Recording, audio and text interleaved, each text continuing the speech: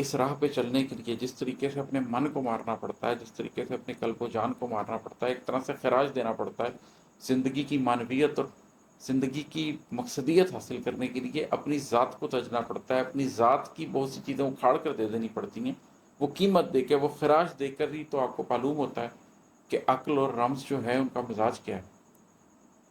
تو اس پہ میں یہ بات کر رہا ہوں، مگر عماد کسے کہہ رہے ہو تم؟ یہ سب آیا ہے کس پہ یہاں؟ عقل و رمز دل کا مزاج پتہ ہے کس کو بھلا سوز قلب و جاں کا خراج؟ کسے ہے علم کے اس رہ کی معرفت کیا ہے؟ کسے ہے فکر کے اس رہ کی منفعت کیا ہے؟ کس کے پاس یہ علم ہے کہ اس راہ کی معرفت ہوتی کیا ہے؟ اندر کے سفر کی، اور اس کے بعد اپنی عقل کی مکمل انتہا کو استعمال کرتے ہوئے قلب تک پہنچنے کی، اور پھر اس قلب کی چھت پہ بیٹھ کے نور کا نظارہ کرنے کی، اور پھر اس رموز ذات کو، رموز کائنات کو، رموز الہی کو جاننا۔ اس سارے رستے کی معرفت آخر ہے کس کے پاس؟ تم کن سے یہ باتیں کر رہے ہو؟ کسے کہ ہے فکر کے اس راہ کی منفعت کیا ہے؟ اور اس رستے پہ چل کے تمہیں فائدہ ہے حاصل کیا ہوگا؟ اس کی فکر کس کو ہے؟ کسی کو اس کی فکر نہیں ہے۔ آگے یہ ذکر ہو رہا ہے کہ کس بات وجہ سے لوگوں کو اس کی فکر نہیں ہے۔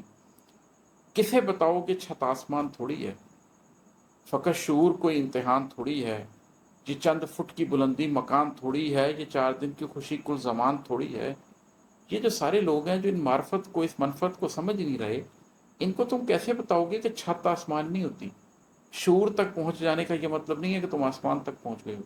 شعور کو پکڑ لینے کا یہ مطلب نہیں ہے کہ تم نے قلب کی گہرائیوں کو پا لیا ہے۔ شعور تک پہنچنے کا یہ مطلب نہیں ہے کہ تم رموز کائنات کو جان جاؤ گے شعور کی بنیاد پر۔ تم رموز ذات کو پہچان جاؤ گے شعور کی بنیاد پر۔ تم رموز الہی کو پہچان جاؤ گے شعور کی بنیاد پر۔ تم پہ کن کے راز کھل جائیں گے، ایسا نہیں ہوگا۔ یہ شعور کسے بتاؤ کہ چھت آسمان تھوڑی ہے، فقط شعور کوئی امتحان تھوڑی ہے۔ یہ شعور تو آغاز ہے امتحان کا۔ تم اس کو امتحان سمجھ گئے ہو کہ تم نے شعور کا امتحان پاس کر لیا تو سب کچھ پاس کر لیا؟ نہیں، یہ تو تم امتحان میں انٹیک کے قابل ہوئے ہو۔ اب اگر تم شعوری طور پہ بالغ ہو گئے ہو تو امتحان میں انٹیک کے قابل ہو گئے ہو۔ اب تمہیں امتحان میں بیٹھنے کی اجازت مل جائے گی کم از کم۔ یہ چند فٹ کی بلندی مکان تھوڑی ہے، یہ 4 دن کی خوشی کل زمان تھوڑی ہے۔ یہ تھوڑا سا شعور حاصل کرنا، یہ کل مکان تم نے حاصل نہیں کر لیا۔ ہم؟ خدا کے بنائے ہوئے زمان و مکان بہت بلند ہیں، بہت بڑے ہیں، بہت پھیلے ہوئے ہیں۔ یہ جو تمہاری 4 دن کی زندگی ہے، اور اس 4 دن کی زندگی میں جو تمہیں خوشی غم حاصل ہونی ہے، یہ کل زمان نہیں ہے۔ اور یہ جو تمہیں نظر آ رہا ہے، اور جو تم اپنی دنیا کے اندر اپنی مادی ترقی کرنا چاہ رہے ہو، یہ کل مکان نہیں ہے۔ زمان و مکان اس سے بہت آگے کی چیز ہے، لیکن تم یہ کس کو بتاؤ گے؟